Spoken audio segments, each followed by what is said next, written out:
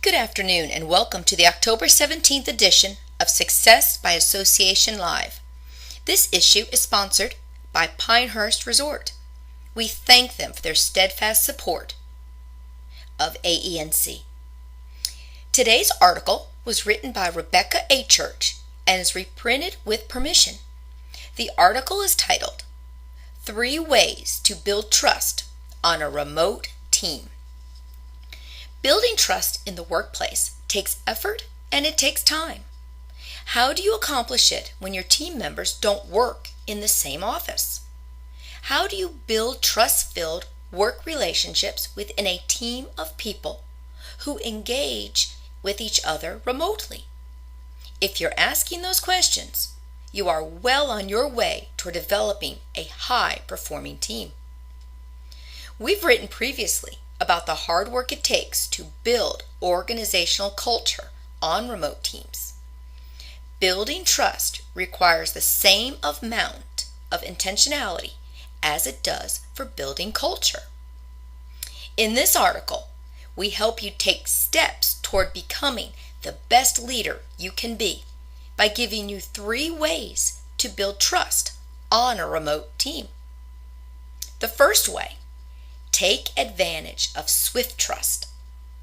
Did you know that one of the most effective trust-building exercises is done within 90 days of the formation of your virtual team? When a team forms, as long as there aren't any previous negative work relationships, trust levels are high. People are excited about new adventures and opportunities. Your job as the manager is to leverage this trust and excitement and set up your team for future success. According to Harvard Business Review, there are 2 key steps a leader must take advantage of swift trust. Step 1. Consistently tout the competencies of each group member. Do this by addressing the gifts and talents of each person individually. Step 2. Give your team clear goals that everyone understands. If you don't accomplish this part, you may actually deplete the trust reservoir before your team gets started on its first project. In the first 90 days, give your team tasks to complete together. The objective is to create a shared, successful experience working together and a foundation to maintain trust after the first 90 days are over. Way number 2, be intentional at the start of your meetings. Teams that work remotely, just like teams that work in an office, spend the majority of their time focusing on issues together. Over time, this constant pressure can erode trust levels between team members. One way that you can fight against this decline is by taking 5 to 10 minutes, depending on the size of your team, at the front end of your team meetings to ask about each other team member's life outside of work. In her Forbes.com article, Liz Ryan argues that exercises like this communicate that you value your team members as people more than you value them as production units. Some questions you could ask your team members are, did you do anything fun over the weekend? If so, what? Are you planning anything fun for the summer? How is your family doing? And I'm looking for a good personal development book to read. Does anybody have any recommendations? Of course, there is a nuance to this kind of interaction that you'll have to discover through trial and error. But you can understand the concept.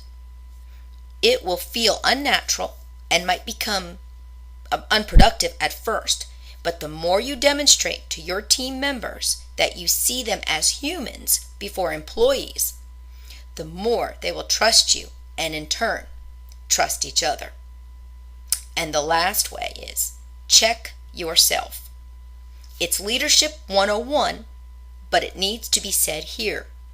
People will model the behavior of their leader. They will devote time to action and corresponding results that you celebrate. So, as you begin leading a team of remote employees, a reality that might be uncharted territory for you, you'll need to make sure you are personally modeling and celebrating the way you want your team members to behave. Here are some very tangible ways that you can model trust-building relationships. Be early to the meetings. If you're early, you communicate that you value people's time. A side benefit will be the chance to chit-chat with the team members who also show up early.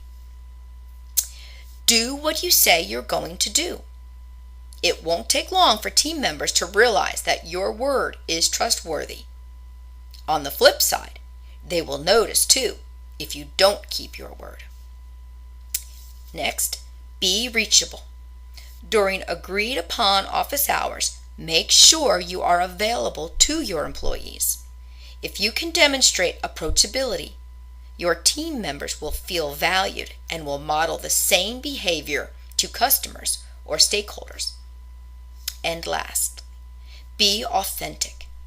Ask yourself, do I truly believe that other people can be trusted? Does my bias come from experience, or is it completely unbiased? You'll need to be completely bought into the power of trust in relationships if this is going to work.